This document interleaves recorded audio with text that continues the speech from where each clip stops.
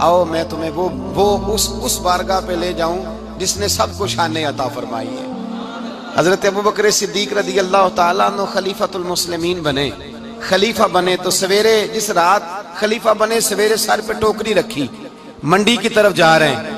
हजरत उमर फारूक रदी अल्लाह ताला अन्हु मौला अली शेर खुदा को किसी ने बताया कि वो तुम्हारा खलीफा तो जा रहा है मजदूरी करने, वो तो जा रहा है कमाई करने। हजरत अली शेर खुदा मौला कायनात जनाब फारूक आजम दोनों ने रास्ते में रोका। अबू बकर कहाँ जा रहे हो? फरमाने लगे काम करने जा रहा हूँ, मजदूरी करूंगा, मंडी में जाऊंगा, तिजारत करता था उसको जारी रखूंगा, बच्चों का पेट भी तो पालना है। अब तुम्हारी हुकूमत के पीछे बच्चे तो नहीं ना भूखे मरवा लेने, मैंने कुछ करना तो है। हजरत उमर कहने लगे चला आके बैठ, हम सहाबा को इकट्ठा करते हैं और माले गनीमत से तेरा वजीफा लगाते हैं, आपको वजीफा मिलेगा माना। तो आप बैठ करके मस्जिद में तो ड्यूटी करें। बैठ गए, मुशावरत हुई तो हज़रत अबू बकर सिद्दीक रज़ी अल्लाह ताला अन्हु से पूछने लगे जनाब बतलाइए आपका कितना वजीफा लगाया जाए। तो हज़रत अबू बकर सिद्दीक फरमाने लगे उतना लगा दो जितनी एक मजदूर की तनख्वाह होती है। तो एक सहाबी बोल के बड़े मीठे और धीमे लहजे में कहने लगे अबू बकर अगर तेरा गुजारा ना हुआ तो, अगर तेरा गुजारा ना हुआ तो। अबू बकर सिद्दीक फरमाने लगे अगर मेरा गुजारा ना हुआ तो मैं मजदूरों की तनख्वाह में इजाफा कर दूंगा, अगर मजदूरों के घर जलने लगेंगे तो मेरा भी चलेगा, मैं उनकी तनख्वाहें बढ़ाऊंगा सिर्फ अपनी। तो मजदूर के हुकूक का तायुन किया। सबसे पहले तो मेरे नबी पाक अलैहिस्सलाम ने मना फरमाया, फरमाया जिसको मजदूरी पर रखो पहले उसके साथ उजरत तय करो। हुजूर सल्लल्लाहु अलैहि वसल्लम ने फरमाया जब तक उजरत वाज़े ना हो जाओ किसी को काम पर, जब तक उजरत वाज़े ना हो जाए, मुकम्मल ना हो जाए कि क्या देना है तय करें। क्या लोगे जो जनाब दे देंगे ले लूंगा, शरीयत इसको पसंद नहीं करती, महबूब नहीं रखती। पहले उसके साथ पहला हक मजदूर को ये दिया कि उसकी उजरत पहले, बोलिए उजरत पहले उजरत तय होगी, ये पहला हक है। और मजदूर का दूसरा हक क्या बयान किया मेरे नबी पाक ने? फरमाया जब, और ये ऐसी आला बात है कि जितने हुकूक लिखने वाले हैं ना, जितने बैनुल अक़वामी सतह पर इंसानी हुकूक का चार्टर बनाने वाले हैं, वो कहते हैं कि ये ऐसा नुक्ता हुजूर ने बयान कर दिया है कि इससे आगे को बढ़ ही नहीं सकता। ये ऐसी बात है कि जिसकी शरह भी कोई नहीं कर सकता। मेरे हबीब करीम अलैहिस्सलातु सलाम ने फरमाया पहले तय करो, और क्या खूबसूरत लफ्ज है, कानून बना दिया। फरमाया जब मजदूर मजदूरी कर ले तो उसका पसीना खुश्क होने से पहले पहले उसे अदा कर देना, उसका पसीना खुश्क होने से पहले उसे उसकी मजदूरी दे दो। एक सहाबी अपने खादिम गुलाम को मार रहे थे तो मेरे नबी पाक तशरीफ लाए, फरमाया क्यों इसे मार रहा है? हुजूर गलतियां बड़ी करता है। तो नबी पाक ने फरमाया जितना तुझे इस पर इख्तियार है ना, उससे कहीं बढ़कर मेरे रब को तेरे ऊपर बड़ा इख्तियार है। कहा हुजूर ये बड़ी गलती करता है, मैं आखिर कितना माफ करूं? तो हुजूर ने फरमाया उतना माफ कर जितना मेरा रब तुझे माफ फरमाता है। पता है तेरी सुबह से लेकर शाम तक कितनी कोताहियां हैं। दरगुजर का हुक्म दिया, पहला हक ये दिया मजदूरी तय करो, दूसरा हक ये दिया पसीना खुश्क होने से पहले अदा करो, तीसरा हक ये दिया कि उससे दरगुजर करो, गलती हो जाए तो दरगुजर करो।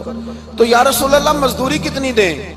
मेरे नबी पाक बुखारी मुस्लिम हुजूर सैयद आलम सल्लल्लाहु अलैहि वसल्लम ने फरमाया मजदूर का हक बयान किया नबी पाक ने, और एक बात इरशाद फरमाई तो उसके अंदर कई पहलू, एक हदीस में कई पहलू बयान फरमाए। हबीब पाक ने फरमाया जैसा तुम खाते हो वैसा ही उसे, भाई बस खत्म हो गई बात। इतनी बड़ी बात कर दी सरकार ने। कभी देखा है आपने कि मजदूर को ऐसे खिलाया जा रहा हो जैसा मालिक खा रहे हैं? हुजूर ने फरमाया भाई मजदूरों का हक ये है कि जैसा तुमने खाना है वैसा उसे खिलाना है, और फरमाया जैसा तुमने पहनना है वैसा उसे पहनाना है। और फिर मेरे हबीब करीम अलैहिस्सलातु सलाम ने इरशाद फरमाया उसकी हिम्मत से बढ़कर तुम उस पर बोझ नहीं डाल सकते, जितना काम वो कर नहीं सकता उतना तुम उसे दे नहीं सकते। और फरमाया अगर उतना काम देना है जो उसकी हिम्मत से ज्यादा है तो मैं उसके मालिक को कहता हूं वो भी उठ के मजदूर के साथ काम पे लग जाए, उठे उसके साथ काम में शरीक हो जाए। मजदूरी का भी तायुन फरमाया, और फिर उसको काम किस मिकदार का देना है। मजदूर को کس قدر زیادہ اس پر بوجھ ڈالا جائے گا یہ بھی مصطفیٰ کریم نے بیان فرمایا. فرمایا جو لا یکلف اللہ نفسا الا وسعها، اللہ بھی تم پر وہ بوجھ نہیں ڈالتا جو تم اٹھا نہیں سکتے. تو کسی مزدور کو تم ایسا کام نہیں بتاؤ گے. حضرت عثمان غنی رضی اللہ تعالیٰ عنہ ایک دن حضرت عمر فاروق سے کہنے لگے عمر بس کر دے یار، تیرے بعد بھی تو لوگوں نے خلیفہ بننا ہے، کیسے کوئی تیرے رستے پہ چلے گا. تو حضرت عثمان غنی سے جناب عمر کہنے لگے کیا ہو گیا؟ آپ فرمانے لگے کل میں دیکھ رہا تھا کہ لوگ باغ میں مزدوری کر رہے تھے اور آپ امیر المومنین ہو کے ان کا ہاتھ بٹا رہے تھے. ہاتھ بٹا رہے تھے تو حضرت عمر کہنے لگے بوڑھے تھے، بیمار تھے، مزدوری کر رہے تھے تو پسینہ بہہ رہا تھا، کیا ہو گیا اگر تھوڑا سا میں نے ساتھ دے دیا؟ حضرت جناب سیدنا فاروق اعظم یہ لفظ کہتے ہوئے رو پڑے. آپ فرمانے لگے میں کسی بادشاہ کا شہزادہ نہیں، میں بھی اسی باپ کا بیٹا ہوں جو اونٹ چرا کے گزارا کیا کرتا تھا. میں نے آگے بڑھ کے لوگ حیثیت بھول جاتے ہیں، اپنی حیثیت بھول جاتے ہیں. اللہ تبارک و تعالیٰ جب کچھ عطا کرتا ہے ان کا رویہ اپنے ماتحتوں کے ساتھ اتنا سخت اور جابرانہ آمرانہ ہو جاتا ہے، اس قدر زیادہ ان کے لب و لہجے میں کڑواہٹ آ جاتی ہے، اس قدر زیادہ ان کی طبیعتوں کے اندر سختی اور غرور بھر جاتا ہے کہ وہ احساس ہی نہیں کرتے کہ جو سامنے بیٹھا ہے وہ بڑا ایک دکھی انسان ہے اور وہ تکلیف میں ہے، وہ آزمائش میں اپنے آپ کو مبتلا سمجھ رہا ہے. حضرت ابو ذر غفاری رضی اللہ تعالیٰ عنہ فرماتے ہیں میں اپنے ماتحتوں کے حق میں بڑا سخت تھا، سخت تھی میری طبیعت، میرے غلاموں کی جرت ہی نہیں تھی کہ وہ میرے سامنے گفتگو کر سکیں اور ٹھہر بھی سکیں. فرماتے ہیں جس دن میں کلمہ پڑھنے گیا، جس دن میں حضور کی بارگاہ میں، تو میں نے کہا حضور کوئی خاص نصیحت؟ تو نبی پاک نے فرمایا میری نصیحت تیرے لیے یہ ہے کہ جیسا تو نے کھانا ہے ویسا ہی غلام کو کھلانا ہے، جیسا تو نے پہننا ہے ویسا ہی غلام کو پہنانا ہے. حضرت ابو ذر کہتے ہیں جو میرے اندر کمی تھی وہی میرے نبی نے نصیحت کر دی، جو میرے اندر کوتاہی تھی وہی غیب جاننے والے رسول نے بتلا دی. فرماتے ہیں میں گھر گیا، جب میں جاتا تھا تو ملازموں کا سانس خشک ہو جاتا تھا، وہ کانپنے ہانپنے لگتے تھے کہ جانے اب یہ کیا کرے گا. حضرت ابو ذر غفاری فرماتے ہیں میں گیا، ایک شخص سے میں نے کہا کھانا پکاؤ، کھانا پکایا، دسترخوان پہ لگایا اور اپنے سارے ملازموں کو کہا آؤ یار میرے ساتھ بیٹھ کے روٹی کھاؤ، آؤ سارے میرے ساتھ بیٹھ کے کھانا کھاؤ. فرماتے ہیں انہوں نے کھانا کھایا، پھر میں ان کو بازار لے گیا، جیسے کپڑے میں پہنتا تھا ویسے ہی میں نے ان کے لیے بھی خریدے.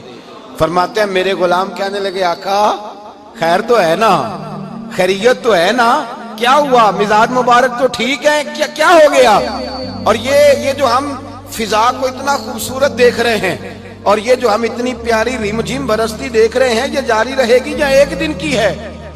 تو حضرت ابو ذر غفاری رو پڑے، کہنے لگے اب تمہیں ابو ذر غفاری بدلا ہوا ملے گا، اس لیے کہ اب میں وہ نہیں رہا، اب میں رسول اللہ کا کلمہ پڑھ کے غلام مصطفیٰ بن گیا ہوں، اب میں بدل گیا ہوں، میری طبیعت بدل گئی. غلاموں کے حق میں حضرت مولا علی شیر خدا غلام کو لے کر کے گئے دکان پر، حضرت مولا علی غلام کو لے کر گئے کپڑے کی دکان پر، 2 جوڑے خریدے، ایک کم قیمت کا ایک زیادہ قیمت کا، ایک کم قیمت کا ایک زیادہ قیمت کا، 2 جوڑے خریدے. جب واپس لوٹے تو غلام سے کہنے لگے تو اپنا لے لے. غلام کو پتا تھا کہ اس زمانے میں ہوتا کیا تھا، اس نے کم قیمت کا جوڑا اٹھایا. حضرت علی فرمانے لگے عجیب آدمی ہے، یہ تو تیرا نہیں یہ تو میرا ہے. اس نے کہا حضور کس طرح سے؟ آپ فرمانے لگے تیرے لیے قیمتی جوڑا اس لیے خریدا ہے کہ تو جوان ہے، اور میں نے اپنے لیے اس لیے چھوٹا خریدا ہے کہ میں تو اب بوڑھا ہو گیا ہوں، مجھے تو حاجت نہیں. کہنے لگا حضور بوڑھے اور جوان کا مطلب نہیں، آپ علی ہیں. من کنت مولا فہذا علی علی مولا، علی مولا. آپ چونکہ مولا علی ہیں اور آپ امیر المومنین ہیں، لہذا آپ نے تخت پر بیٹھنا ہے، آپ نے سلطنت کو چلانا ہے، آپ پہنیے. حضرت علی فرمانے